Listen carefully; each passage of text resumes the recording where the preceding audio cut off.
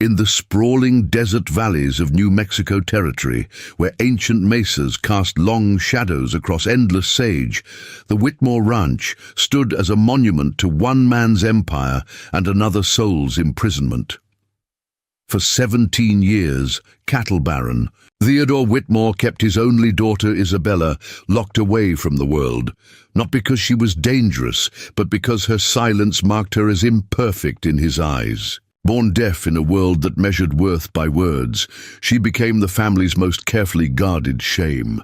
But when Running Wolf, a mysterious Apache healer with knowledge of ancient medicine, arrived at their isolated valley, claiming he could restore what was never truly lost, it would ignite a chain of events that would shatter the walls of pride, prejudice, and fear that had imprisoned them both.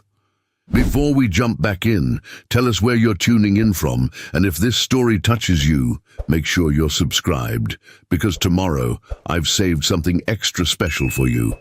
This is the extraordinary true story of a father's misguided protection, a daughter's unbreakable spirit, and the native healer who dared to challenge the impossible in the unforgiving landscape of 1885 New Mexico territory. The year was 1885, and Theodore Whitmore's Silver Creek Ranch commanded 50,000 acres of the most fertile grazing land in the Sangre de Cristo Valley. His cattle empire stretched from the Colorado border to the edges of Apache territory, a kingdom built through iron will, ruthless business acumen, and an unshakable belief that strength meant never showing weakness. The ranch house itself was a testament to his success, a massive adobe structure with thick walls, heavy wooden beams, and windows that looked out over an empire that made him one of the wealthiest men in the territory. But within those walls lived a secret that Theodore guarded more fiercely than his fortune. His 17-year-old daughter Isabella, born deaf and mute, hidden from the world since the day of her birth. To the people of nearby Santa Elena, the territorial capital, Isabella Whitmore simply didn't exist. Business associates who visited the ranch saw only Theodore's cold efficiency and the pristine order of his household, never suspecting that behind the heavy wooden door of the East Wing, a young woman lived in complete isolation from the world. Her father dominated. Theodore had not always been a man driven by such rigid control. In his younger days, when he first arrived in New Mexico with nothing but a horse, a rifle, and dreams of building something lasting, he had been different, softer, more open to possibility.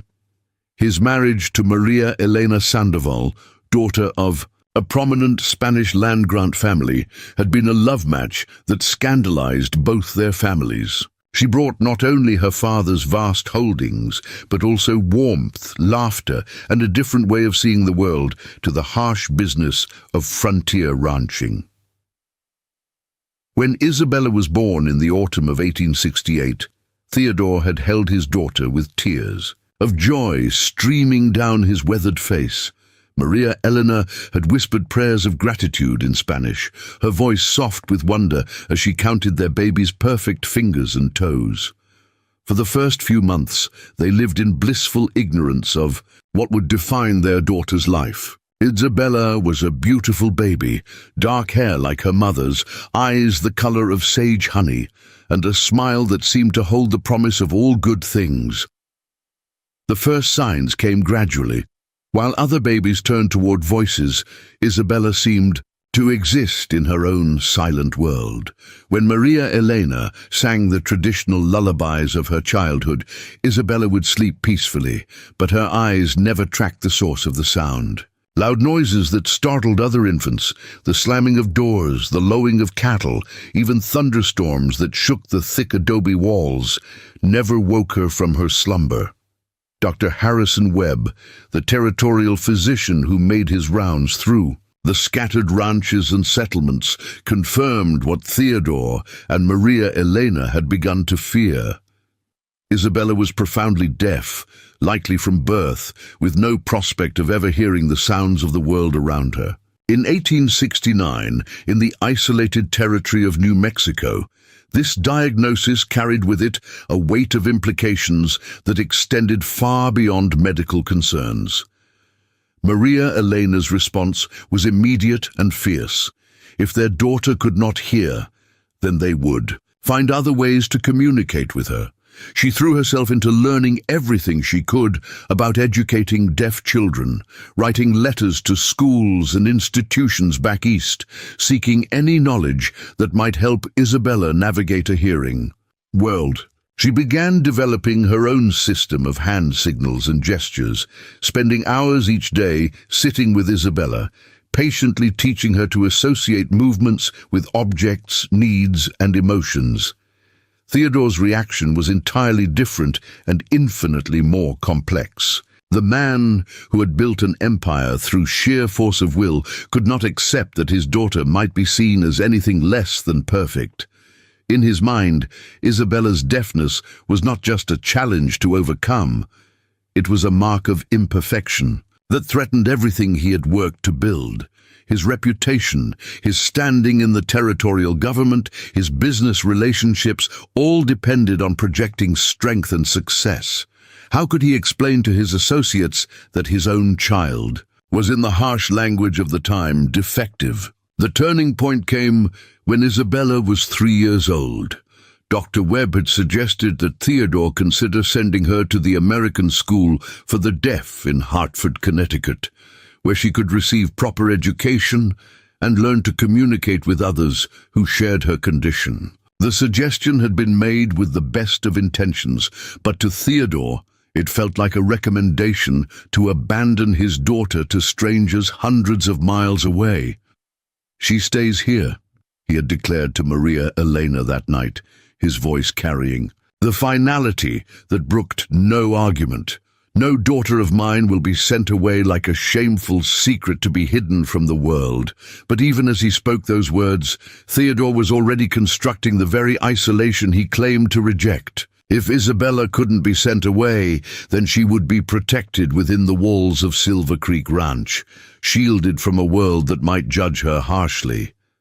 What began as protection, however, gradually transformed into something much more troubling. Maria Elena fought against this growing isolation with every tool at her disposal. She insisted on taking Isabella to town, on including her in family gatherings with the extended Sandoval relatives, on treating her daughter as normally as possible, despite the communication barriers. For a few years, her influence kept Theodore's protective instincts in check. Isabella would accompany them to Santa Elena for supplies, sitting quietly in the wagon while Maria Elena conducted business, her bright eyes taking in everything around her with an intensity that suggested she was absorbing far more than anyone realized. Those who met Isabella during these early years remembered her not as a disabled child, but as unusually observant and remarkably well-behaved. Senora Carmen Delgado, who ran the general store in Santa Elena, would later recall how Isabella seemed to understand everything that happened around her, how she would point to items she wanted and smile with genuine pleasure when her mother understood her gestures. Father Miguel Santos, the parish priest, noted in his journal that Isabella had an almost supernatural ability to sense the emotional tenor of any gathering, moving closer to those who seemed sad or troubled, as if offering comfort through her presence alone. But as Isabella grew older and her difference became more apparent, Theodore's anxiety about public perception intensified. The territorial government was evolving rapidly in the 1870s, with statehood on the horizon and new opportunities for those positioned to take advantage of them. Theodore's political ambitions required not just wealth, but also the appearance of a perfect family life that would appeal to voters and business partners alike. The final break came when Isabella was 7 years old, during what should have been a celebration of the ranch's most successful year to date. Theodore had invited several prominent territorial officials to Silver Creek for a week-long gathering that was part business negotiation, part social event. Preparing and narrating this story took us a lot of time, so if you are enjoying it, subscribe to our channel. It means a lot to us now. Back to the story. Maria Elena had been adamant that Isabella be included in the festivities, arguing that hiding her daughter away was not only cruel but ultimately futile. The disaster, from Theodore's perspective, occurred during the formal dinner on the second evening. Isabella, dressed in her finest clothes and seated between her parents at the massive oak dining table, had been following the conversation as best she could through lip reading and her mother's discreet hand signals. When one of the guests, Territorial Governor Samuel Crawford, made a joke that caused the entire table to burst into laughter, Isabella responded with delighted clapping, not realizing that the sound she was making was far louder than appropriate for the social setting. Moment of awkward silence that followed seemed to stretch endlessly. The guests exchanged glances that Theodore interpreted as pity, judgment, and social discomfort. Governor Crawford, to his credit, smiled warmly at Isabella and continued the conversation without missing a beat, but Theodore saw only the moment of hesitation, the subtle shift in the room's energy that confirmed his worst fears about exposing his daughter to public scrutiny. That night, after the guests had retired to their rooms and Maria Elena had put Isabella to bed, Theodore made a decision that would define the rest of his daughter's childhood. Isabella would no longer appear at public functions, would no longer accompany them to town, would no longer be exposed to the potential judgment of the outside world. She would be protected, cherished, and cared for within the safety of Silver Creek Ranch, but she would also be effectively erased from the public existence of the Whitmore family. Maria Elena's opposition was swift and fierce. The argument that followed was the most serious conflict of their marriage, with accusations and recriminations flying through the night. Maria Elena accused Theodore of being ashamed of their daughter, of caring more about his reputation than Isabella's well-being. Theodore countered that he was protecting Isabella from a world that would never accept her, that his way was the only way to ensure her safety and happiness. The stalemate might have continued indefinitely, but fate intervened in the cruelest possible way. 3 months after the dinner party incident, Maria Elena contracted pneumonia during a particularly harsh winter. Despite Dr. Webb's best efforts and round-the-clock care from both Theodore and the ranch's longtime housekeeper, Rosa Sandoval, Maria, Elena's distant cousin, who had come to work for the family when Isabella was born, Maria Elena died within a week of falling ill. Her death changed everything at Silver Creek Ranch. Theodore, devastated by grief and guilt over their final argument, threw himself into his work with an intensity that bordered on obsession. The ranch expanded at an unprecedented rate, new contracts were secured, and Theodore's political influence grew steadily. But Isabella, already isolated by her father's overprotectiveness, now found herself truly alone in the world. Rosa Sandoval became Isabella's primary caretaker and her only real connection to human warmth. A woman in her 40s who had never married, Rosa possessed a natural understanding of Isabella's needs and an intuitive ability to communicate with her through gestures, expressions, and touch. She had learned some of the hand signals that Maria Elena had developed, and she continued to expand on them, creating a rich vocabulary of communication that allowed Isabella to express complex thoughts and emotions. Under Rosa's care, Isabella's daily life took on a structured routine that provided stability even as it reinforced her isolation. Mornings were spent in what had once been Maria Elena's sitting room, now converted into a makeshift classroom, where Rosa taught Isabella to read and write in both English and Spanish. Isabella showed remarkable aptitude for written language, seeming to understand intuitively that words on a page could carry all the meaning and nuance that spoken words carried for others. Afternoons were devoted to domestic skills, cooking, sewing and household management, though Isabella also spent considerable time in her mother's old garden, tending the flowers and vegetables, with a care that suggested she found peace in the growing things that asked nothing of her but attention and nurturing. Evenings were for what Rosa called woman's work, the endless tasks of mending, embroidery, and preparation that kept her household running smoothly. But it was during the quiet hours between these structured activities that Isabella's true nature revealed itself. She was an observer by necessity, someone who had learned to read the world through eyes and intuition rather than through sound. She noticed things that others missed, the way horses moved differently when they were afraid, how the light changed, quality before a storm, the subtle expressions that crossed people's faces when they thought no one was watching. Isabella's journals, which she began keeping at age 10, revealed a mind of remarkable depth and sensitivity. She wrote detailed observations about the natural world around her, creating what amounted to a naturalist's guide to the high desert ecosystem of the Sangre de Cristo Valley. She chronicled the behavior of the ranch animals with scientific precision, noting seasonal changes in their habits and the complex social dynamics of the cattle herds.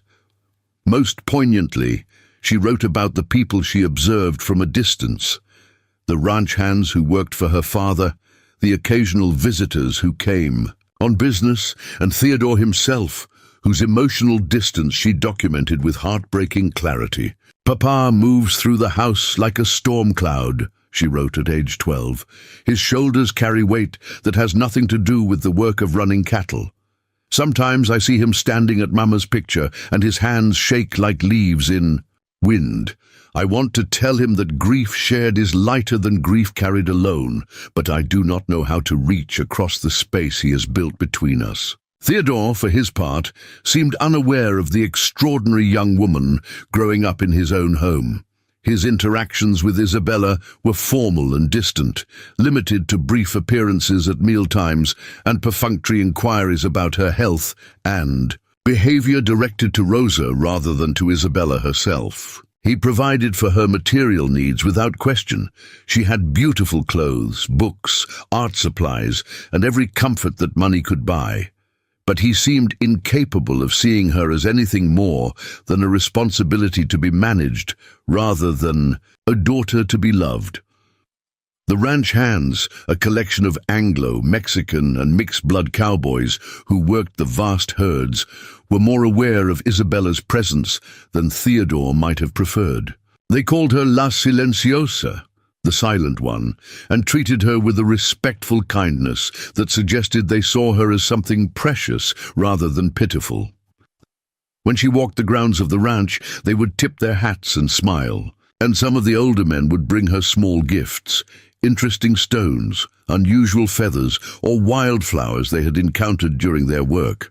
One cowboy in particular, an older Mexican man named Esteban Morales, who had worked for the Sandoval family before Maria Elena's marriage, made a point of including Isabella in his daily routines. He would seek her out during his lunch breaks, sharing stories about the cattle and horses through an elaborate system of gestures and drawn pictures that Isabella had come to understand and eagerly anticipate. Esteban seemed to recognize something in Isabella that others missed, not just intelligence, but a deep spiritual connection to the land and animals that surrounded her. "That girl, she has the gift," Esteban would tell Rosa in Spanish, not knowing that Isabella had learned to read lips in both languages. "She sees what others cannot see, knows what others cannot know. The horses, they trust her like they trust no one else. Even the wild ones, they come to her." This observation was not mere sentiment. Isabella had indeed developed an almost mystical connection with the ranch's animals. Horses that were difficult for experienced hands to handle would become calm and cooperative in her presence. She could approach wild cattle that would scatter at the sight of mounted cowboys, and more than once she had been able to locate lost animals by following instincts that seemed to transcend ordinary tracking skills. These abilities, rather than being celebrated or developed, only served to increase Theodore's anxiety about his daughter's difference. On the rare occasions when he witnessed Isabella's unique gifts, he seemed to see them not as talents to be nurtured, but as further evidence of her fundamental otherness from the normal world he was trying to protect her from. By the time Isabella reached her 17th birthday in the autumn of 1885, the patterns of her existence had become as fixed as the seasonal migrations of the cattle herds. She was a ghost in her own home, present but not acknowledged, cared for but not truly seen. Her world consisted of Rosa's gentle companionship, her mother's garden, the animals she understood better than people, and the vast landscape of the high desert that she could observe but never fully explore. Theodore had succeeded in protecting his daughter from the judgment of the outside world, but in doing so, he had created a different kind of prison.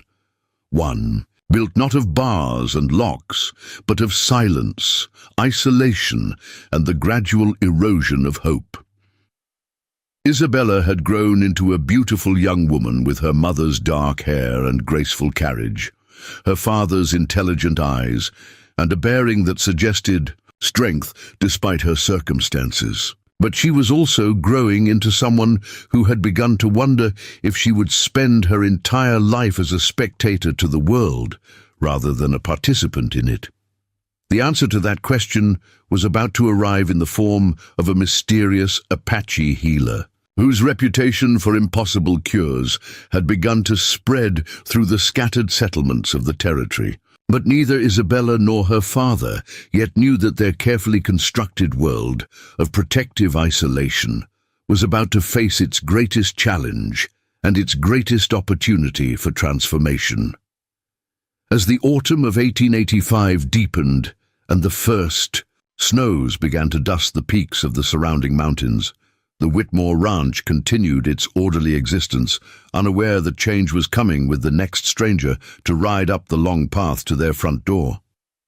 In the quiet of her garden, Isabella tended her mother's roses and wondered, as she did every day, what lay beyond the boundaries of the only world she had ever known. The silence of Silver Creek Ranch was about to be broken, though not in any way that Theodore Whitmore could have anticipated or controlled.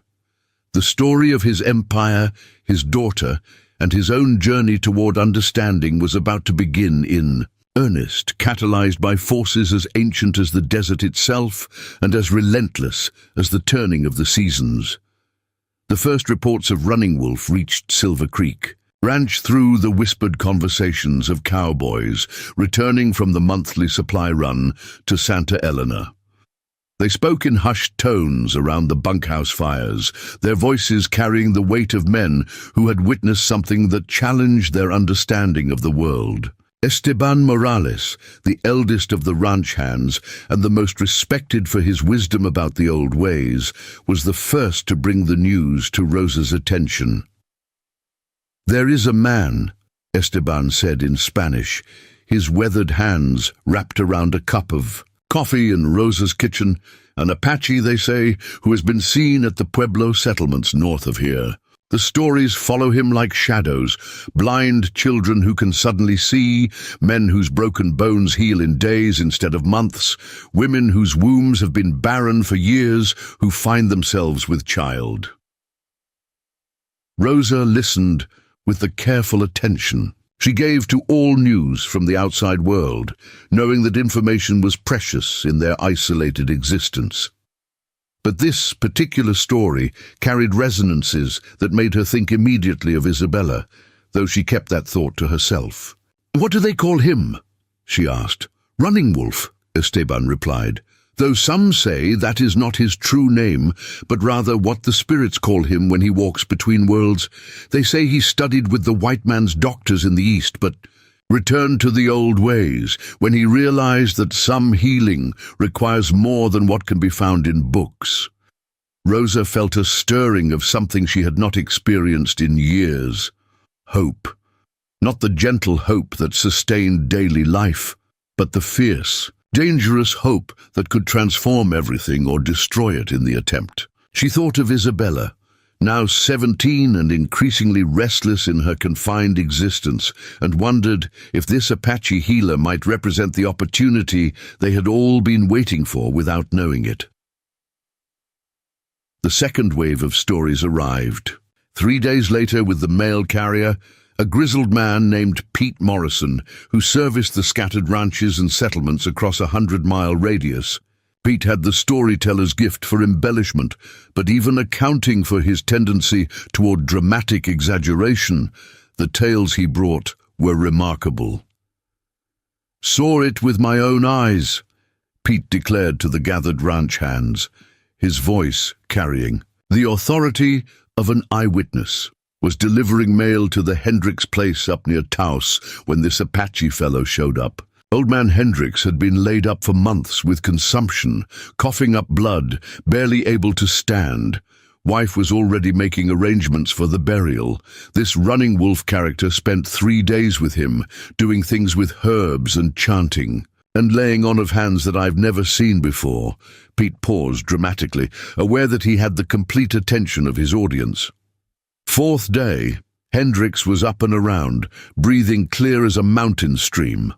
Wife swears the man's lungs were completely healed, like the sickness had never been there at all. Theodore Whitmore, who had been reviewing ledgers in his study, heard fragments of these conversations through the open window and felt the familiar stirring of unease that accompanied any discussion of the outside world, penetrating his carefully controlled domain. He had built his empire on rational thinking, careful planning, and the systematic elimination of variables that could not be predicted or controlled. Stories of miraculous healings and mystical cures represented exactly the kind of unpredictable element that threatened his sense of order. But even Theodore could not entirely dismiss the accumulating evidence. Letters began arriving from business, associates and territorial officials, all mentioning encounters with the mysterious Apache healer. Governor Crawford himself wrote to describe a gathering in Santa Fe, where Running Wolf had demonstrated his abilities before a room full of skeptical politicians and medical professionals. The man examined Judge Morrison's wife, who had been deaf in one ear since childhood, the governor's letter explained. After a brief treatment involving herbs and what he called ancient techniques, she was able to hear clearly for the first time in 30 years. Dr. Matthews, our territorial physician, confirmed that her hearing had indeed been restored, though he could offer no medical explanation for how such a thing was possible. The word deaf in the governor's letter hit Theodore like a physical blow. He read and reread the passage, his hands trembling slightly as the implications began to dawn on him. If this Apache healer truly possessed the ability to restore hearing to those who had lost it, what might he be able to do for someone who had never heard at all? For the first time in 10 years, Theodore found himself seriously considering the possibility that Isabella's condition might not be permanent. The thought was both exhilarating and terrifying. If Running Wolf could help Isabella, it would mean that all the years of isolation and protection had been unnecessary, that he had kept his daughter imprisoned, not for her safety, but because of his own fear and pride. If the healer could not help her, Theodore would have to face the possibility that his daughter's deafness truly was permanent, and that he had wasted years that could have been spent helping her build a meaningful life despite her limitations. Isabella herself became aware of the growing excitement around Running Wolf's presence in the territory through her careful observation of the changed behavior of everyone around her. Rosa moved with new energy, her eyes bright with suppressed excitement. The ranch hands talked more animatedly during their breaks, their gestures becoming more expansive as they shared stories. Even Theodore seemed different, spending long hours in his study with correspondence spread across his desk, his usual methodical efficiency replaced by something that looked almost like agitation. It was Esteban who finally provided Isabella with the information she needed to understand what was happening. During one of their regular afternoon conversations conducted through gestures and drawings, he sketched a rough map showing the locations where Running Wolf had been seen, marking each spot with a small symbol that he explained represented healing. Then he drew a picture of an ear and pointed to Isabella, his expression questioning. Isabella's sharp intelligence immediately grasped the connection. There was a healer in the territory who could restore hearing to the deaf and everyone around. Her was wondering if he might be able to help her. The realization sent a shock of possibility through her that was unlike anything she had ever experienced. For 17 years, she had accepted her deafness as an immutable fact of her existence, something to be worked around rather than changed. Now, suddenly, the impossible seemed within reach. That night, alone in her room with her journal, Isabella wrote with a passion and urgency that reflected the tumult of emotions stirring within her. Today, I learned that there are some silences that can be broken, some boundaries that can be crossed. I have lived my entire life believing that the world of sound was forever closed to me, that I would never hear Papa's voice, or the songs the birds sing at dawn, or the laughter of children. Now I discover that there is a man, a healer, who might hold the key to the prison of my silence. I am afraid to hope, but I find that I cannot stop myself from hoping. What would it mean to hear the wind in the trees? What would it mean to hear the words, "I love you," spoken aloud, instead of written on paper? What would it mean to finally, truly, be part of the world, instead of watching it from the outside? The internal struggle that Isabella expressed so eloquently in her private writings was mirrored by the conflict taking place in Theodore's mind. His rational, controlling nature warred with the desperate love he felt for his daughter, and the growing realization that his protective isolation might have been a terrible mistake. He found himself unable to concentrate on ranch business, his thoughts constantly returning to the possibility that Isabella's deafness might be curable. The turning point came when Dr. Harrison Webb, the territorial physician who had first diagnosed Isabella's condition, arrived at Silver Creek Ranch with news that shattered Theodore's last vestiges of skepticism. Dr. Webb had traveled from Santa Elena specifically to speak with Theodore about Running Wolf, and his usually conservative demeanor had been replaced by an excitement that bordered on evangelical fervor. "Theodore," Dr. Webb said, settling into a chair in Theodore's study with the weight of a man carrying momentous news. "I've seen things in the past month that have challenged everything I thought I knew about medicine. This Apache healer, Running Wolf, has abilities that defy conventional understanding, but the results speak for themselves." Theodore poured 2 glasses of whiskey and settled into his own chair, preparing himself for what he suspected would be a conversation that changed. "Everything, tell me," he said simply. Dr. Webb took a deep breath and began to recount a series of cases that he had witnessed personally. A young boy in Las Vegas whose clubfoot had been completely corrected after a week of treatment. An elderly woman whose cataracts had dissolved following a single session with Running Wolf's herbal preparations. Most remarkably, a teenage girl from one of the Pueblo communities who had been born deaf, just like Isabella, and who now could hear clearly enough to carry on normal conversations. "The girl's name is Maria Luce," Dr. Webb explained. "She was brought to Running Wolf by her grandmother, who had heard the stories and was willing to risk everything for the chance that her granddaughter might be healed. I examined the girl before and after the treatment.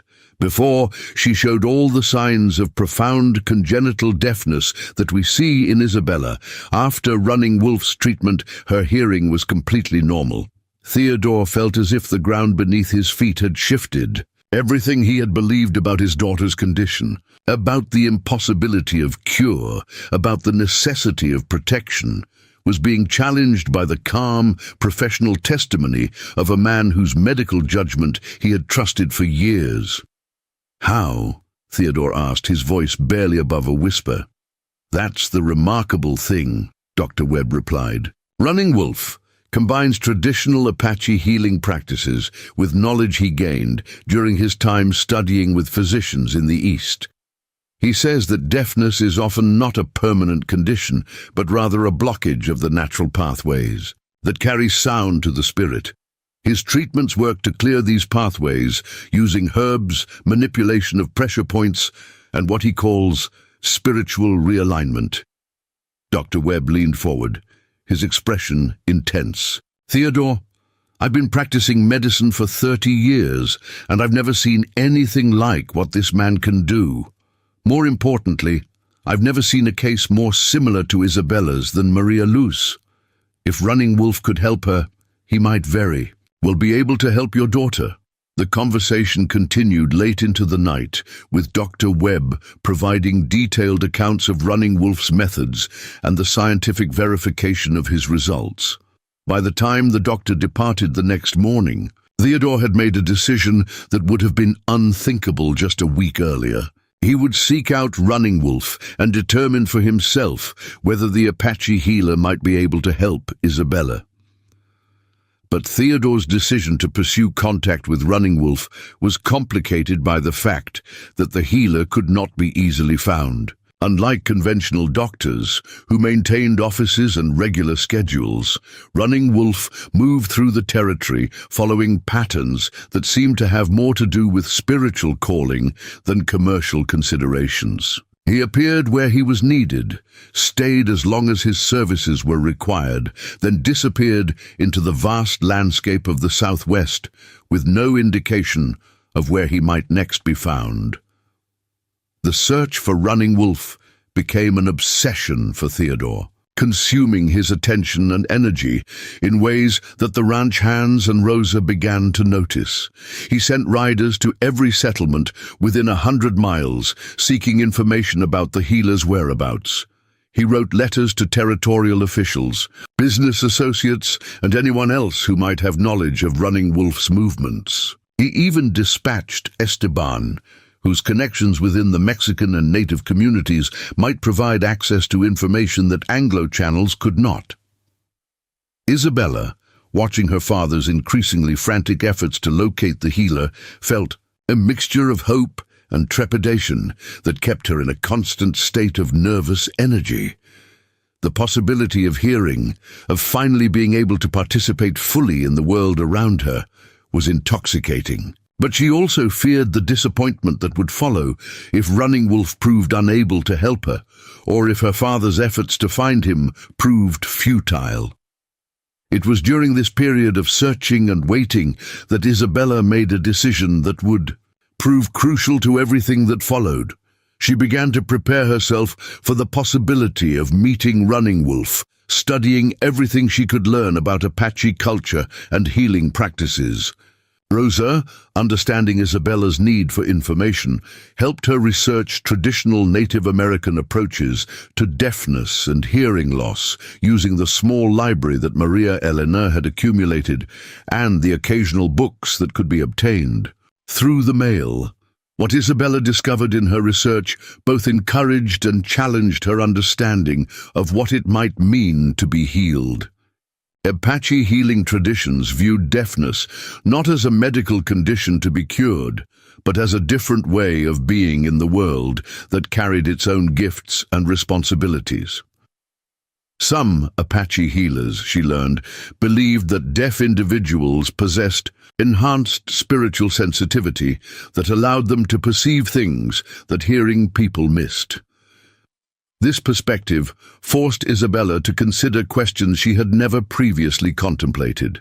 If her deafness was not simply a limitation, but also a source of unique abilities, what would it mean to give up those abilities in exchange for hearing? Had her years of silent observation given her insights that she would lose if she could?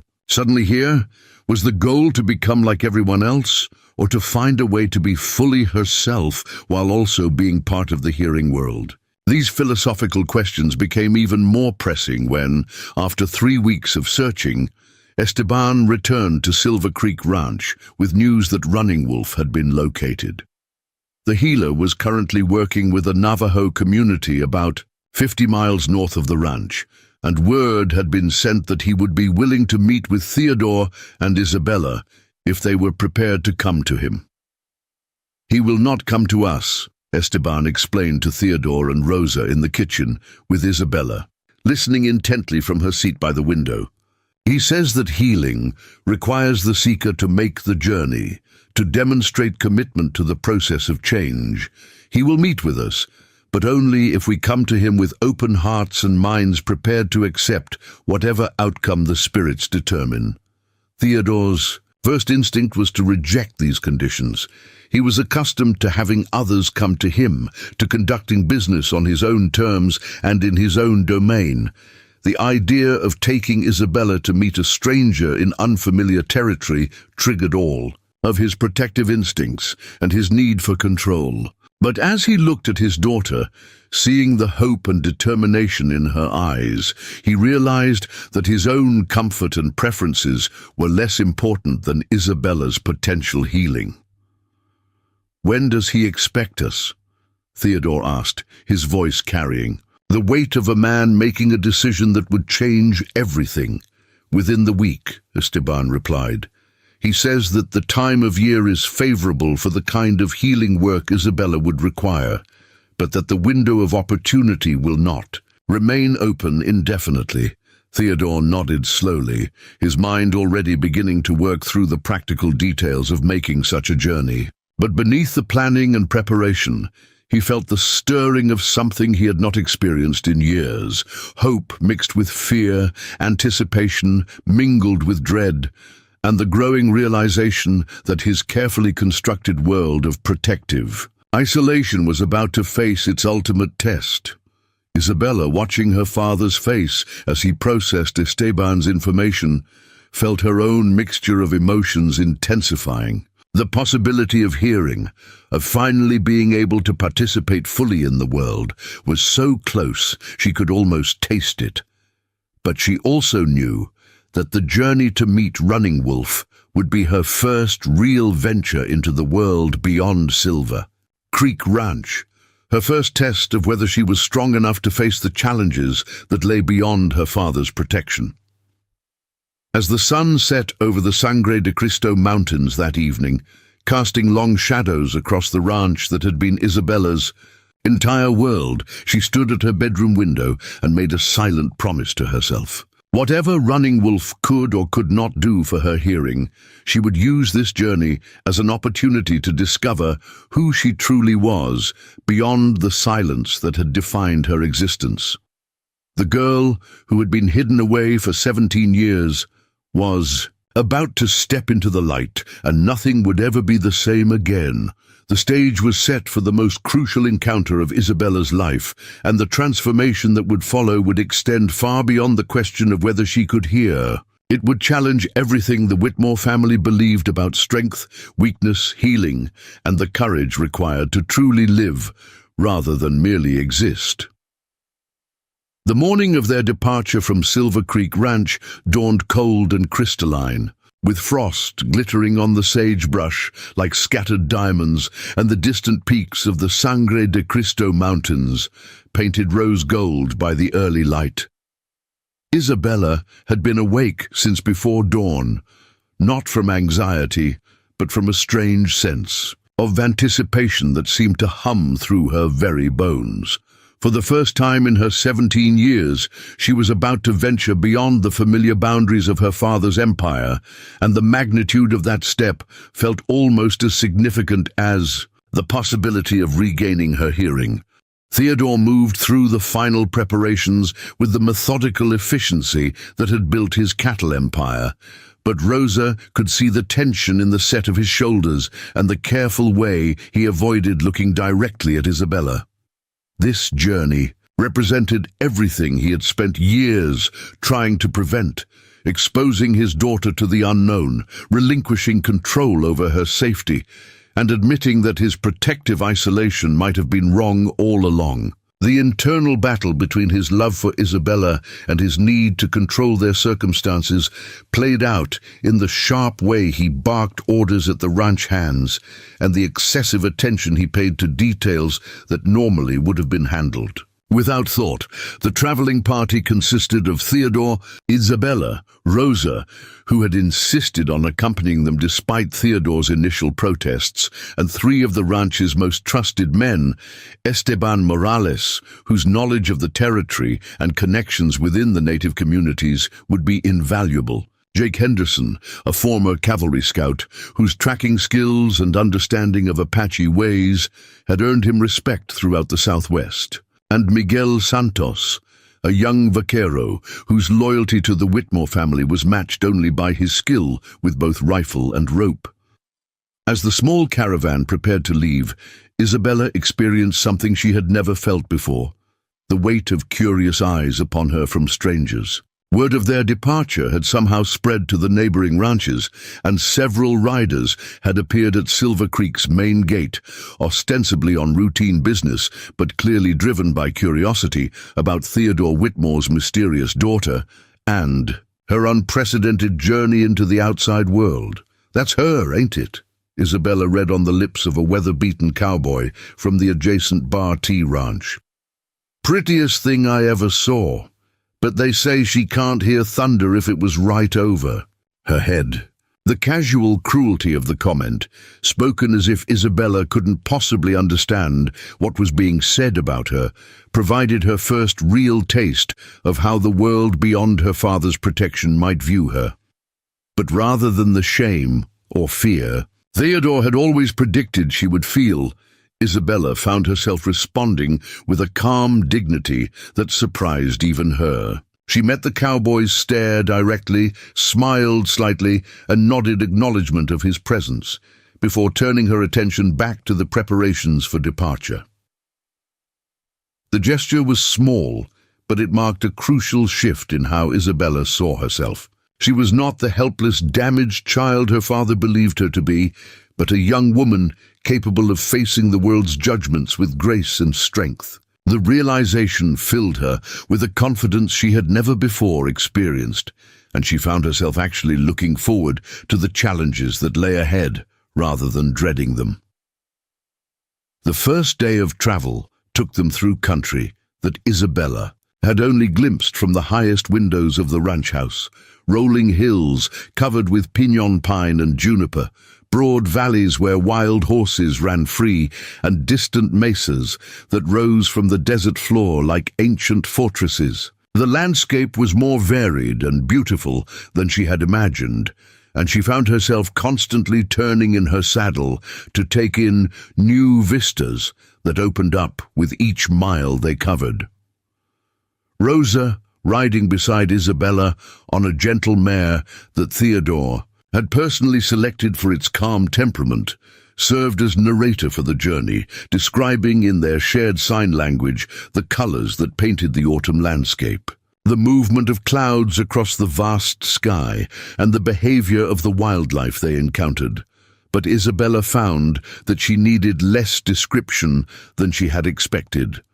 Her years of careful observation had taught her to read the subtle visual cues that others missed, and she was able to interpret much of what she saw without assistance. "You see more than most people who have all their senses," Rosa signed to her during a rest stop beside a clear mountain stream. "Your father thinks your deafness has limited you, but I think it has given you gifts he doesn't understand." The comment echoed thoughts that had been forming in Isabella's mind throughout the morning.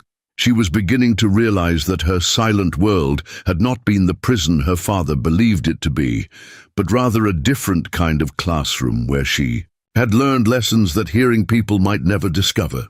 The question now was whether gaining the ability to hear would enhance these gifts or somehow diminish them. Theodore, riding at the head of their small column, was wrestling with his own revelations about his daughter. Watching Isabella handle her first exposure to the outside world with such composure and apparent joy challenged every assumption he had made about her capabilities and needs. The fragile, damaged child he had been protecting for 17 years was revealing herself to be a strong, capable young woman who seemed to thrive on the very challenges he had tried so hard to shield her from. The second day brought them into higher country, where the air grew thin and cold, and the landscape took on a stark, otherworldly beauty that seemed to belong more to dreams than to the waking world. It was here that they encountered their first Apache, a lone rider who materialized from behind a rock formation so suddenly that Jake Henderson's hand moved instinctively to his rifle before he recognized the man as one of Running Wolf's messengers. The Apache was a man of perhaps 40 years, with silver beginning to thread through his long black hair and eyes that seemed to hold depths of knowledge that made Isabella think of still mountain lakes. He wore traditional clothing decorated with intricate beadwork, but also carried a modern rifle and rode a horse that showed the careful breeding of someone who understood the value of good bloodlines. When he spoke, it was in accented but perfectly clear English. "I am Joseph Crow Feather," he said, addressing Theodore with the formal courtesy that Apache culture demanded. "Running Wolf has sent me to guide you the rest of the way and to prepare you for what you will find when you reach our camp." Theodore, despite his years of dealing with various native peoples in his business affairs, found himself uncertain how to respond to this dignified messenger who clearly represented a culture and set of values very different from his own. "We're grateful for your assistance," he managed, falling back on the formal politeness that served him in most business situations. Joseph Crow Feather's attention, however, had already moved to Isabella, and she found herself being studied with an intensity that was neither rude nor threatening, but rather seemed to see through surface appearances to something deeper. After a long moment, he nodded approvingly and spoke directly to her, apparently recognizing that she could read his lips. "You have the look of one who has learned to see with more than eyes," he said. "Running Wolf will be pleased. Too many who come seeking healing are blind in ways that have nothing to do with their physical sight." Isabella felt a thrill of recognition at these words. Here was someone who understood immediately what she had only recently begun to understand about herself, that her deafness had not made her less than others, but had given her access to different kinds of perception and understanding.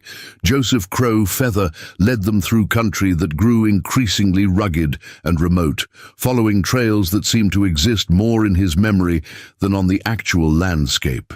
They passed through hidden canyons where ancient cliff dwellings spoke of civilizations that had flourished and vanished long before European eyes had ever seen this land. They crossed high meadows where elk grazed in the distance, and eagles soared on thermals that rose from sun-warmed rocks.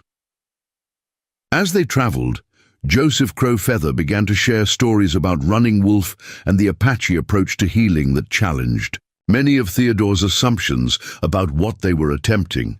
According to the Apache tradition, true healing required not just the healer's skill, but also the patient's willingness to be transformed, the family's commitment to supporting that transformation, and the community's acceptance of whatever changes might result. Running Wolf will not simply give your daughter hearing and send you home unchanged, Joseph Crow Feather explained during an evening meal around their campfire. If he can help her, it will mean that all of you must be prepared to live differently than you have before. Are you ready for such change? The question hung in the air between them like smoke from their fire, and Isabella could see that it troubled her father deeply. Theodore had come seeking a cure for what he saw as his daughter's deficiency, but he was being told that successful healing might require him to change as much as Isabella would. It was during this same evening that Isabella experienced something that would prove crucial to everything that followed. As the others slept around the dying fire, she found herself drawn to walk a short distance from their camp, following a path that led to a high overlook where she could see for miles across the moonlit landscape, The night was clear and cold, with stars so bright they seemed to pulse with their own inner fire. Standing alone in that vast silence, Isabella felt a connection to the land and sky that transcended anything she had ever experienced. It was as if the very absence of sound had opened pathways to other kinds of perception, allowing her to sense the subtle rhythms and energies that move through the natural world. She could feel the approach of weather systems still far beyond the horizon, sense the presence of animals moving through the darkness miles away, and perceive patterns in the movement of clouds and stars that seemed to speak of meanings just beyond her understanding. The experience was so profound that Isabella found herself wondering for the first time whether she actually wanted to give up her deafness in exchange for hearing. The silent world that her father saw as a limitation had become, she realized, a source of extraordinary gifts that she might lose if Running Wolf's healing proved successful. The question that had seemed so simple, did she want to hear, suddenly became infinitely more complex. When she returned to camp, Isabella found Joseph Crowfeather waiting for her, his expression suggesting that he had somehow known she would need to take that solitary walk, and that he understood what she had experienced during her time alone under the stars. "The spirits have been speaking to you," he said, and it wasn't a question. Isabella nodded, then gestured to Rosa to translate her signed response. "I'm beginning to understand that there are different kinds of hearing and different kinds of deafness. I came on this journey thinking I knew what I wanted, but now I'm not so sure." Joseph Crowfeather smiled, and for the first time since meeting him, Isabella saw warmth replace the formal courtesy in his expression. "That uncertainty is the beginning of wisdom," he said. "Running Wolf will be very pleased indeed."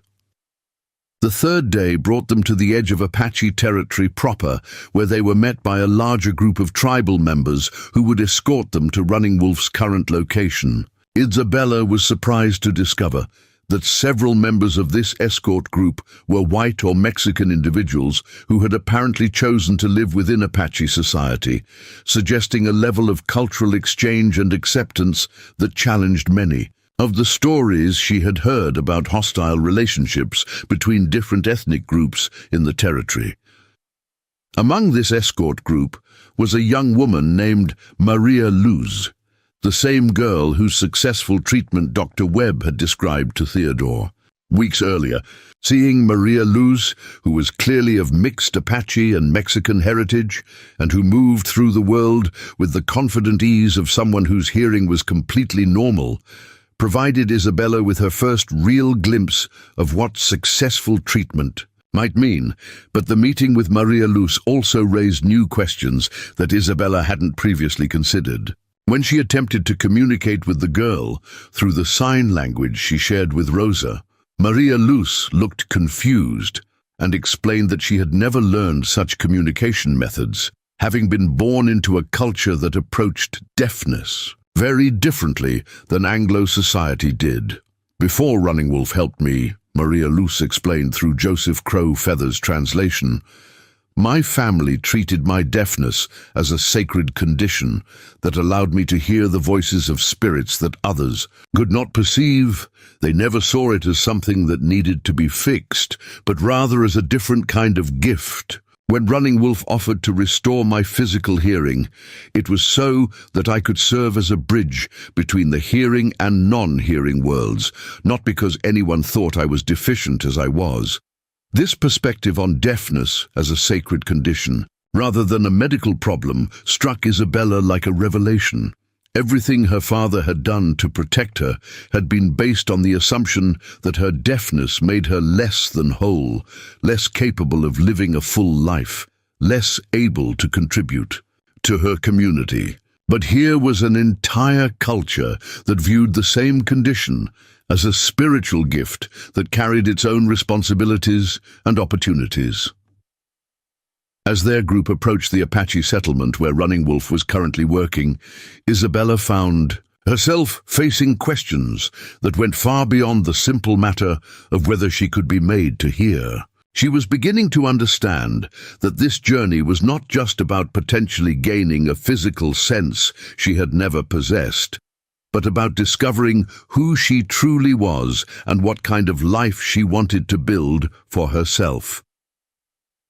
The settlement itself, when it finally came into view in the late afternoon of their third day of travel, was unlike anything Isabella had expected. Rather than the primitive camp she had envisioned, she saw a well-organized community of traditional dwellings, mixed with more modern structures, suggesting a people who were successfully adapting to changing times while maintaining their cultural identity.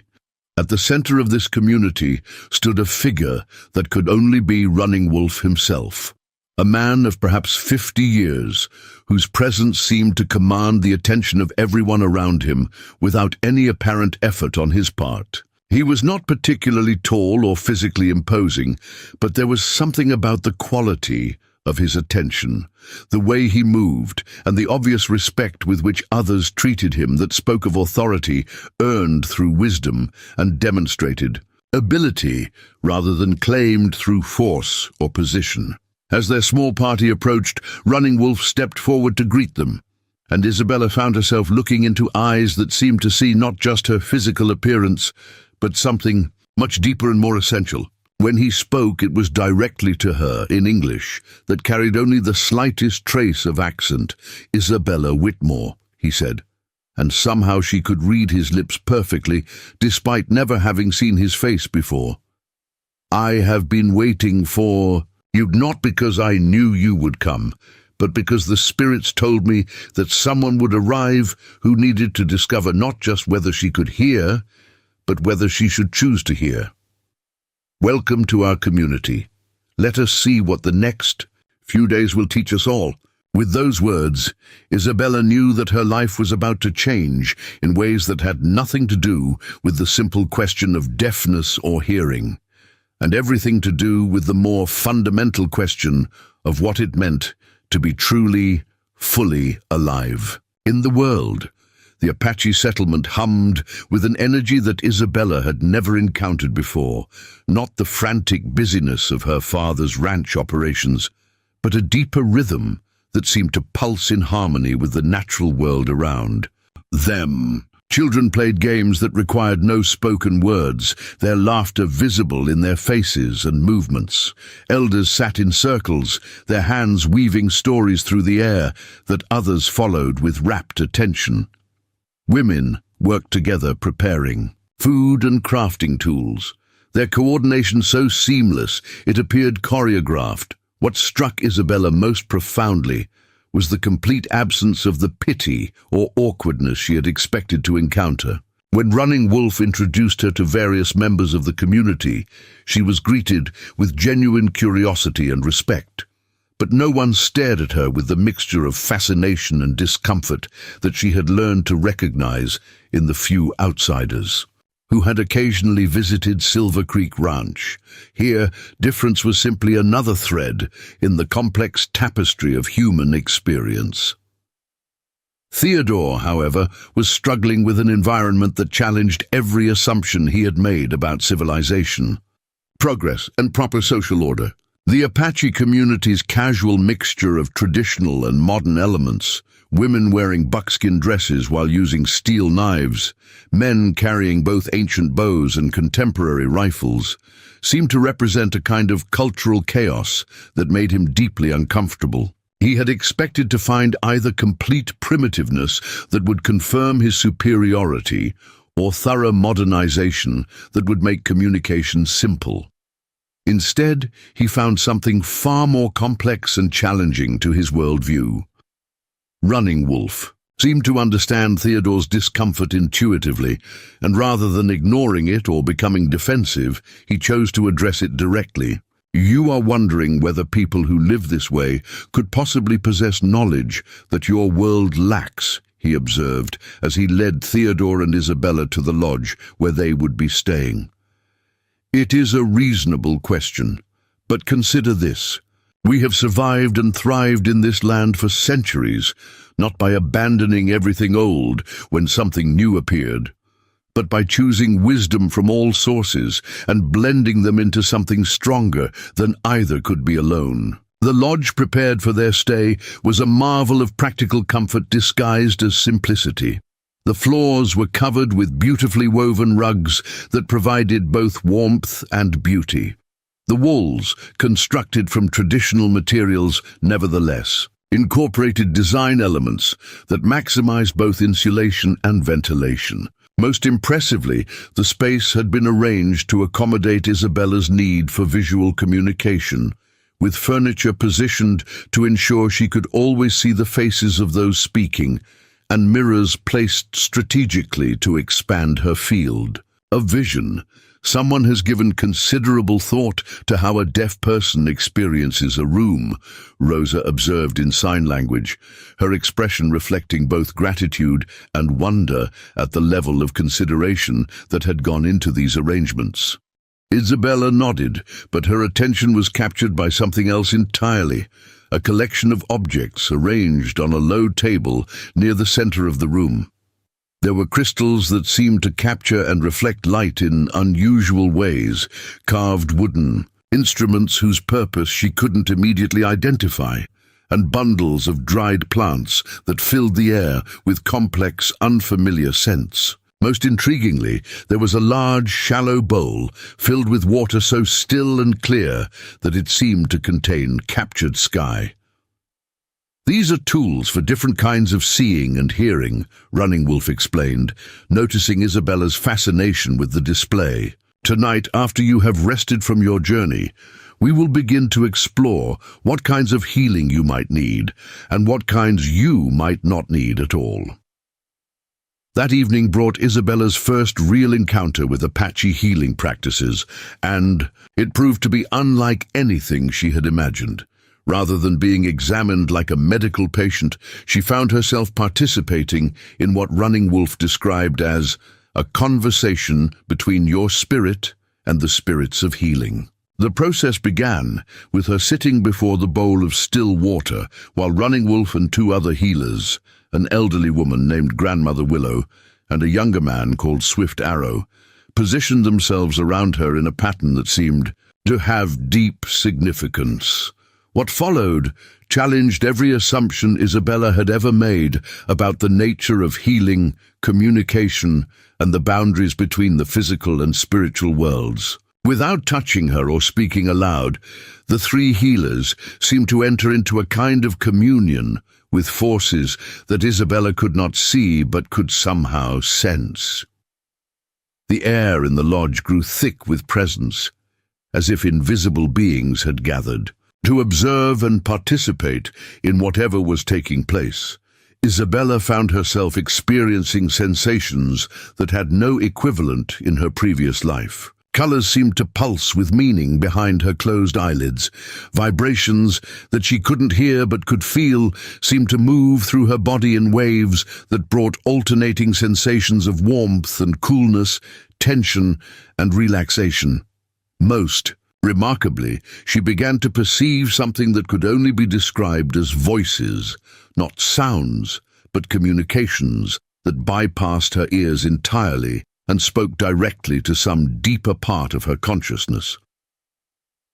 Through these spirit voices, Isabella began to understand truths about herself that she had never previously grasped. Her deafness, she realized, was not simply the absence of hearing, but the presence of a different kind of sensitivity that allowed her to perceive aspects of reality that most people missed entirely. The voices explained that physical hearing and spiritual hearing were related but distinct gifts, and that the choice to gain one should not be made without understanding what effect it might have on the other. Theodore, watching from the edge of the lodge where he had been positioned as an observer rather than a participant, found himself witnessing something that shattered his rational, scientific worldview. He could see that Isabella was experiencing something profound and transformative, but he could neither understand nor control what was happening to her. For a man who had built his life on the principle that everything could be managed through sufficient planning and resources, the helplessness was almost unbearable. The healing session continued for what felt like hours, with Isabella moving through states of consciousness that ranged from peaceful meditation to intense emotional release. She found herself reliving memories from her childhood, but seeing them from perspectives that revealed truths she had never previously understood. She saw her father's desperate love and crushing fear, her mother's quiet strength and hidden sorrow, and her own slow transformation from a curious child into a wary observer of a world that seemed to have no place for her. But she also saw something else, visions of possible futures that branched out from this moment like paths diverging in a forest. In some of these futures, she possessed physical hearing, but had lost the deeper spiritual sensitivity that made her unique. In others, she remained deaf, but found ways to use her gifts in service to others who needed healing. Most intriguingly, there were futures where she possessed both kinds of hearing, serving as a bridge between worlds that rarely communicated with each other. When the session finally ended, and Isabella slowly returned to normal consciousness, she found herself changed in ways that had nothing to do with her physical condition. The young woman who had entered the lodge, uncertain about what she wanted, had been replaced by someone who understood that the real question was not whether she could be healed, but what kind of healing would best serve not just her own needs, but the needs of the larger community she was part of. Running Wolf, who had remained silently attentive throughout the entire process, now spoke directly to Theodore with an intensity that demanded complete attention. "Your daughter's deafness is not a flaw to be corrected, but a gift to be understood and honored," he said. "I can restore her physical hearing. The techniques exist, and her body will respond to them. But if I do so without proper preparation, she will lose abilities that are far more rare and valuable than the ones she would gain." Theodore felt his carefully constructed world tilting on its axis. Everything he had believed about Isabella's condition, about what constituted wholeness and health, about what his daughter needed to live a full life, was being challenged by this quiet-spoken Apache healer whose authority came from sources Theodore couldn't understand or evaluate. "What are you saying?" Theodore demanded, his voice carrying both confusion and a hint of the anger that always arose when his control over situations began to slip. "That it would be better for Isabella to remain deaf, that I should take her home unchanged after traveling all this way." Running Wolf's response was patient but firm. "I am saying that true healing sometimes requires us to change our understanding of what needs to be healed. Your daughter is not broken, Mr. Whitmore. She is different, and that difference has given her access to gifts that most people never develop. The question is not whether she should be made to hear, but whether she should be helped to integrate all of her gifts, both the ones she has and the ones she might gain, into a life that serves her highest purpose." This conversation continued late into the night, with Running Wolf explaining the Apache understanding of healing as a process that involved not just the individual, but their entire family and community system. Isabella's deafness, he argued, had affected not just her, but everyone around her, shaping the family dynamics in ways that had both harmed and strengthened different aspects of their relationships. True healing would require all of them to examine these patterns and make conscious choices about how they wanted to live going forward. For Isabella, listening to this discussion through Rosa's increasingly amazed translations, the night brought a series of revelations that would reshape her understanding of herself and her place in the world. She began to see that her father's overprotective behavior had been driven not by shame about her condition, but by his own inability to accept that strength could take forms he didn't recognize or understand. She realized that her years of isolation had indeed given her unusual gifts, but that these gifts would be wasted if she didn't find ways to share them with others who might benefit from her unique perspective. Most importantly, she began to understand that the choice between hearing and deafness was a false dilemma. The real choice was between living as a victim of circumstances beyond her control or taking responsibility for developing and using whatever gift she possessed in service to something larger than her own comfort and safety. As dawn approached, and the intense conversations began to wind down, Running Wolf made an offer that surprised everyone present. Rather than simply treating Isabella's deafness as a medical condition to be cured or left unchanged, he proposed a process that would allow her to experience both hearing and deafness consciously, learning to move between these different states of perception as circumstances required. There are techniques, he explained, that can temporarily restore hearing to those born deaf, allowing them to experience sound without permanently altering their underlying condition. If Isabella chooses, she could learn to access both ways of being in the world, using each as the situation demands.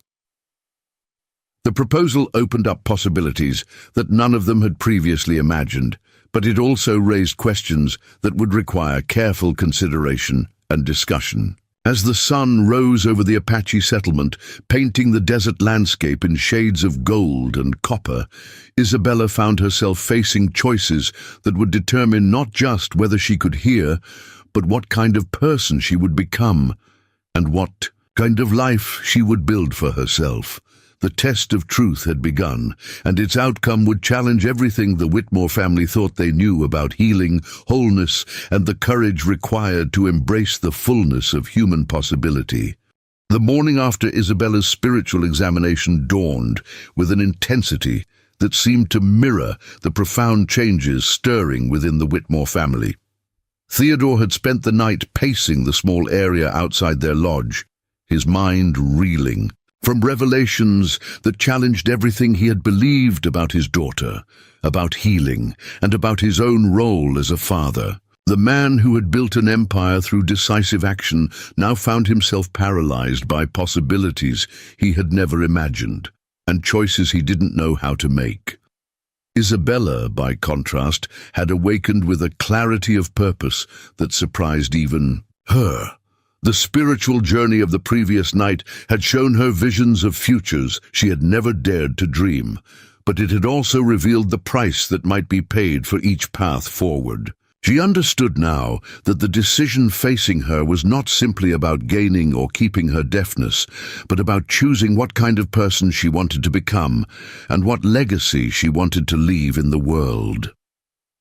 Running Wolf appeared at their lodge as the first light touched the mountains, carrying with him materials that would be needed for what he called the experiment of conscious choosing. These included a collection of herbs that looked nothing like any medicine Isabella had ever seen, several small clay vessels filled with liquids that caught the morning light like liquid gemstones, and most remarkably, a set of thin silver needles that gleamed with an inner fire. Today, Running Wolf explained to the assembled group, Isabella will experience hearing for the first time in her life. But this will not be permanent healing. It will be temporary opening, lasting only from sunrise to sunset. During these hours, she will need to listen not just with her ears, but with her entire being, learning what the world of sound has to offer and what it might cost her to enter it permanently. The process itself was unlike anything any of them had witnessed. Running Wolf began by having Isabella lie on a blanket woven with patterns that seemed to shift and move in her peripheral vision. He then placed the silver needles at specific points on her head and neck, not piercing the skin, but simply resting against it, creating what he described as pathways for sound to enter a spirit that has learned to live without it. What followed was a gradual awakening that started so subtly, Isabella wasn't certain anything was happening at all. First came vibrations so low they were more felt than heard, like the rumble of distant thunder or the deep bass notes of a drum beaten far away. Then slowly these vibrations began to separate into distinct sensations. The whisper of wind through the lodge walls, the soft breathing of those gathered around her, the distant sound of children playing somewhere in the settlement. But it was the first voice she heard that broke something open inside Isabella's chest and changed her forever. It was her father's voice, rough with emotion and speaking words she had never heard but somehow recognized. "Isabella, mi querida, can you hear me?" The shock of actually hearing the voice that had shaped her life through its absence was so profound that Isabella began to weep, not from sadness, but from a joy so intense it felt like being struck by lightning. The voice was deeper than she had imagined, rougher around the edges, but it carried undertones of love and fear and desperate hope that she had sensed but never been able to confirm through sight alone. "Papa," she whispered, and her own voice sounded strange and foreign to her, like hearing a recording of someone else speaking her words. "I can hear you. I can finally hear you." What followed was a day of discovery that redefined everything.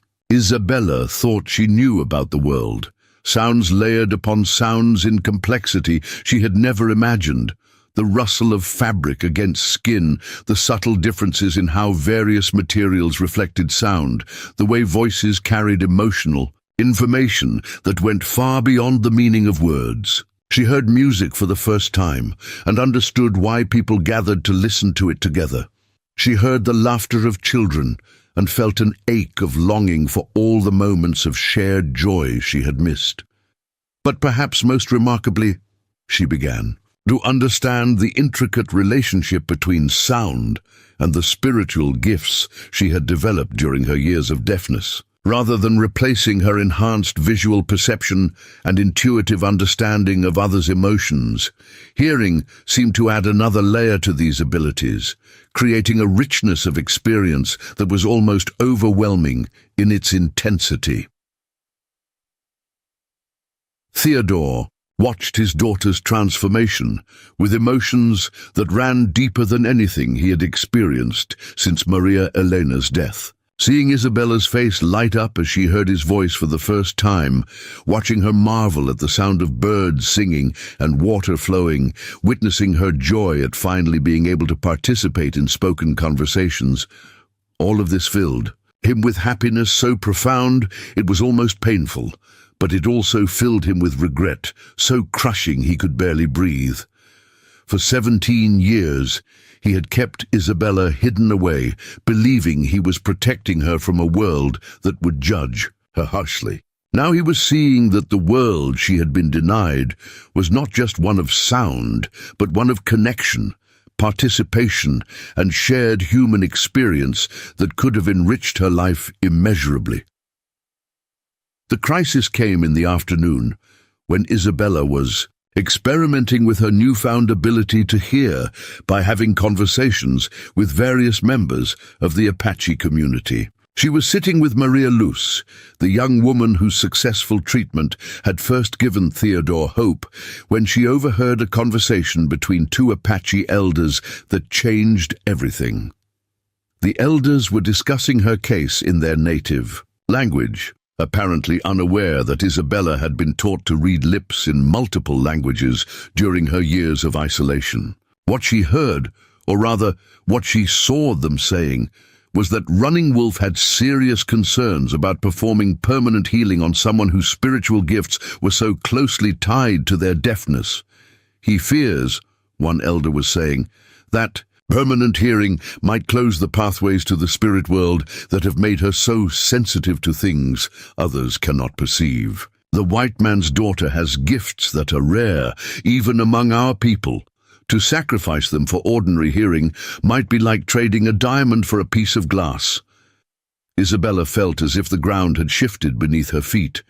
Throughout the day, as she had reveled in her newfound ability to hear, she had assumed that the choice before her was simply between keeping this wonderful new sense or returning to her familiar deafness. Now she was learning that the choice was far more complex, involving the potential loss of abilities she had never fully understood or valued. The conversation that followed between Isabella, Running Wolf, and Theodore was unlike any discussion the Whitmore family had ever had. For the first time in her life, Isabella was able to participate in a spoken conversation with her father, but the subject they were discussing was whether she should make choices that might forever change the essential nature of who she was. The sheer truth, Running Wolf explained with the patient gentleness that characterized all his interactions, is that your daughter possesses spiritual gifts that are extremely rare. During our ceremony last night, she was able to communicate with spirit guides that most people never encounter, even with years of training. Her deafness has not limited her. It has opened pathways to perception that most people never develop. Theodore struggled to understand what this meant for the decisions they faced. Are you saying she shouldn't be healed, that it would be wrong to give her the hearing she's never had? I am saying, Running Wolf replied, that true healing must serve the person's highest good, not just their apparent limitations. Your daughter must choose not just between hearing and deafness, but between different ways of being in the world. Some paths lead to conventional normalcy, but spiritual limitation. Others lead to continued difference, but extraordinary gifts that could serve many people. Isabella, listening to this conversation with the wonder of someone hearing spoken words for the first time, found herself facing a choice she had never anticipated. The temporary hearing that Running Wolf had given her was magnificent, a window into experiences she had never imagined. But she was also beginning to understand that her years of deafness had given her access to forms of perception and understanding that were, in their own way, even more remarkable. As the day progressed and sunset approached, the time when her temporary hearing would fade, Isabella made a decision that surprised everyone, including herself. Rather than choosing either permanent hearing or continued deafness, she asked Running Wolf to teach her the techniques that would allow her to move consciously between both states, accessing each as circumstances required. I don't want to be limited by either deafness or hearing, she said, her voice growing stronger and more confident as she spoke. I want to learn to use all the gifts I've been given, whether they come through silence or through sound. If that's possible, if you can teach me such skills, then I want to become someone who can serve as a bridge between these different ways of experiencing the world. Running Wolf's response was a smile that seemed to illuminate his entire face. Now, he said, you are ready for true healing. Not the healing that makes you like everyone else, but the healing that helps you become fully who you are meant to be. As the sun set over the desert and Isabella's temporary hearing began to fade, she found herself not mourning the loss of sound, but celebrating the richness of choice. Tomorrow would bring the beginning of training that would teach her to access both hearing and enhanced spiritual perception consciously. Learning to move between these gifts as a musician might move between different instruments in creating a complex symphony. The breaking point had been reached and passed, not through choosing one limitation over another, but through refusing to accept that limitation was necessary at all. Isabella Whitmore was about to embark on a journey of becoming that would challenge everything her family and community thought they knew about the nature of human possibility. But first, there would be one final test: returning to Silver Creek Ranch as a changed person, and facing the challenge of living a transformed life in a world that was not yet ready to understand the gifts she had discovered within herself. 6 months later, Isabella Whitmore stood on the front porch of Silver Creek Ranch, but she was no longer the same young woman who had left that autumn morning in search of healing. The transformation that had begun with Running Wolf's teachings had continued to unfold through the winter months she had spent with the Apache community, learning techniques that allowed her to move consciously between the worlds of sound and silence between ordinary perception and the enhanced spiritual awareness that her deafness had originally opened within her. The skills she had mastered were unlike anything the territorial medical establishment had ever encountered. Through breathing techniques, meditation practices, and the strategic use of specific herbal preparations, Isabella could now activate her hearing when circumstances required it, then return to her natural state of deafness when she needed to, access the deeper spiritual perceptions that sound sometimes obscured. She had become, in Running Wolf's words, a conscious traveler between worlds. But the most profound changes in Isabella were not physical or even spiritual. They were in how she understood herself and her place in the world. The young woman who had once seen herself as damaged goods to be hidden away had been replaced by someone who recognized her unique gifts as valuable contributions to her community. She had spent the winter months working with Apache healers to develop ways of helping other deaf individuals access their own spiritual gifts, while also learning to navigate the hearing world when necessary. Theodore had remained with his daughter throughout her training, and the experience had transformed him as completely as it had Isabella. Watching his daughter blossom into someone who moved through the world with confidence and purpose had forced him to confront the ways his own fears had limited not just Isabella's life, but his own. The controlling, protective father had gradually given way to a man learning to support his daughter's choices rather than trying to manage her circumstances.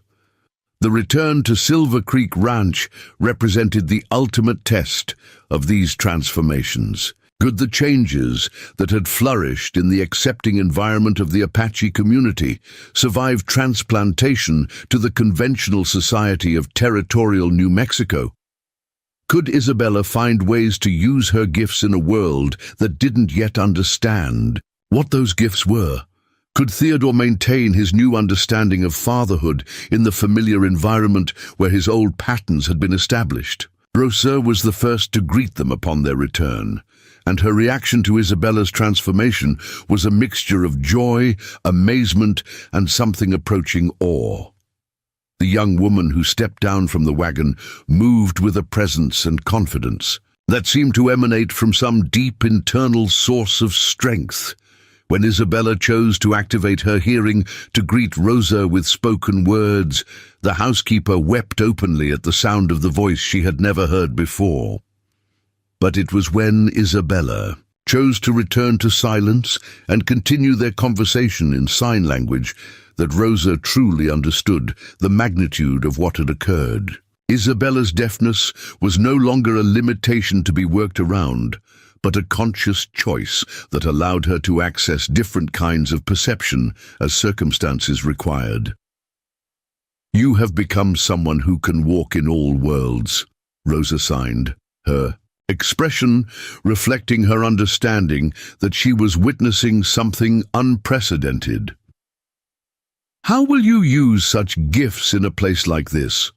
Isabella's answer would unfold over the months that followed, as she began to demonstrate practical applications for her unique abilities that no one had previously imagined. Her enhanced spiritual perception, combined with her newfound ability to communicate in the hearing world when necessary, made her extraordinarily effective at mediating conflicts between different groups within the territory's diverse population.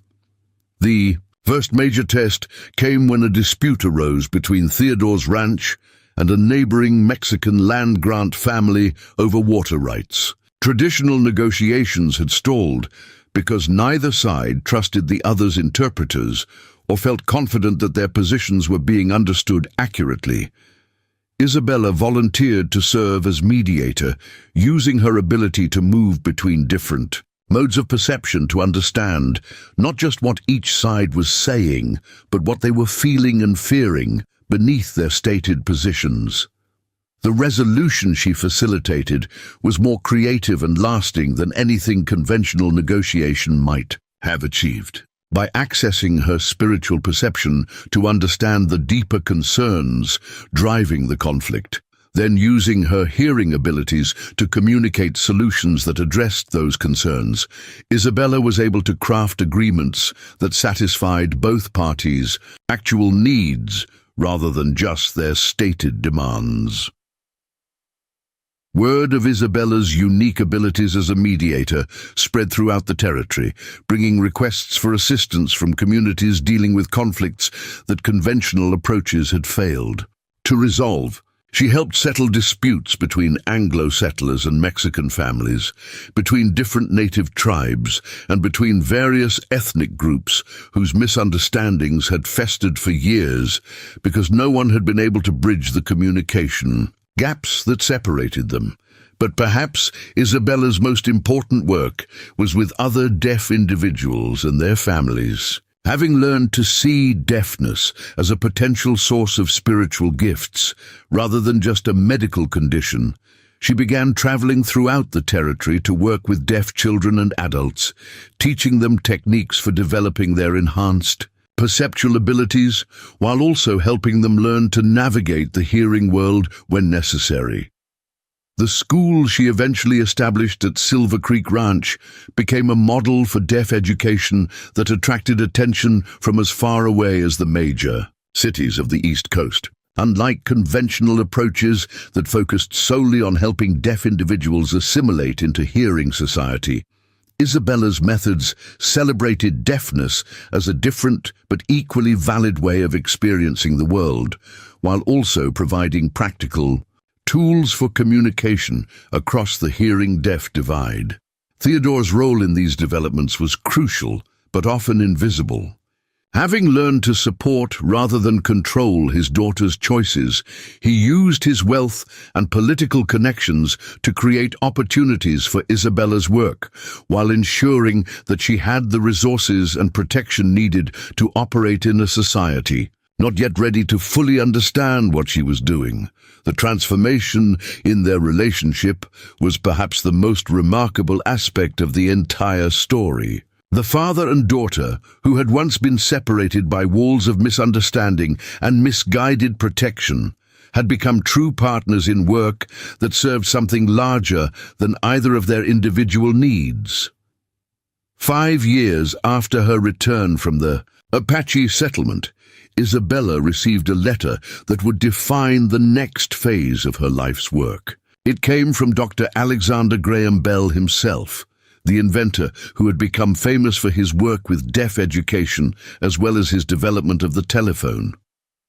Dr. Bell had heard about Isabella's unique approaches to deaf education and requested that she come to Washington, D.C.